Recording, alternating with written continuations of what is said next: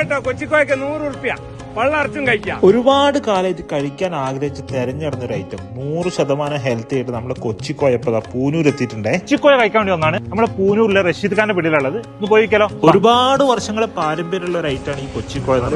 മലബാർ ഏരിയയിൽ പ്രത്യേകിച്ച് കോഴിക്കോട് ഭാഗങ്ങളിലൊക്കെ വീടുകളിൽ ഈ സാധനം ഉണ്ടായിക്കൊണ്ടിരുന്നതാണ്. ഞങ്ങള് കുറച്ച് ദൂരത്തു നിന്ന് വന്ന ആൾക്കാരാ. കൊച്ചിക്കോയ കഴിക്കാനായിട്ട് വന്ന പ്യൂർ സാധനം, ഒരു കുഴപ്പമില്ല, ആർക്കും വേണമെങ്കിൽ കഴിക്കാം. ഇതെങ്ങനെ കഴിക്കണ്ട വെച്ചാല് ജസ്റ്റ് ഒന്ന് ഇങ്ങനെ കുഴച്ചിട്ട് ചവയ്ക്കാൻ പാടില്ല എന്ന് പറഞ്ഞ് എടുത്ത് വിഴുങ്ങണം. ഇങ്ങനെ വലിക്കാൻ വേണ്ടിയാണ്